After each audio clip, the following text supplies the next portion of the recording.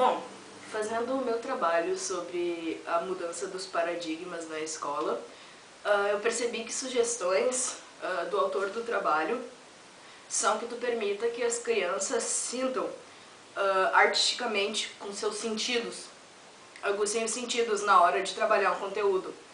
E que também, desculpe, ao invés de tu passar uma resposta única, tu permita que as crianças criem múltiplos problemas, múltiplas respostas,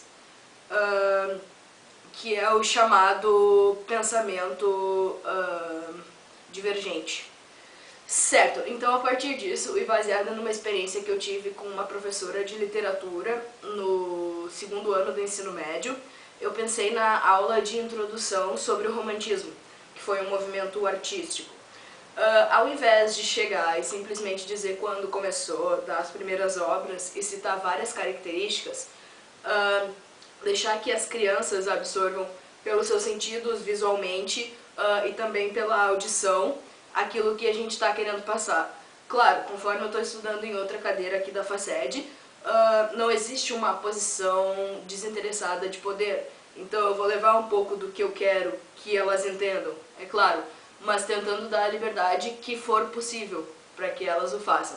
Então seria, a princípio, assim, preparar a sala antes escurecida e acender velas. Levar também coisas como caveiras, como crucifixos, certo? Como flores, tudo que permita a elas me ajudar a identificar certos traços do romantismo que eu vou mostrar e vou pedir para que elas interpretem.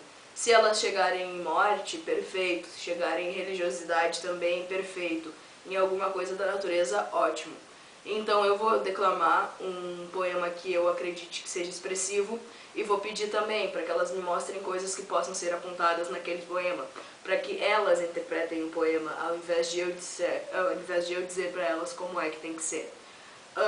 Por fim, eu pensei que seria também bem interessante colocar uma música do Beethoven e pedir que elas fechassem os olhos, pegassem uma folha de papel e fossem traçando naquele papel conforme elas fossem sentindo a música.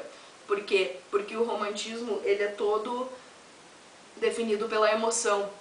Então o que eu espero são traços muito loucos mesmo naquele papel, para mostrar a intensidade de um sentimento. Então eu acho que através do corpo, dos seus sentidos, as crianças vão lembrar muito mais, vão aproveitar muito mais daquela aula do que se eu apenas expor esses conceitos. É isso aí. Obrigada.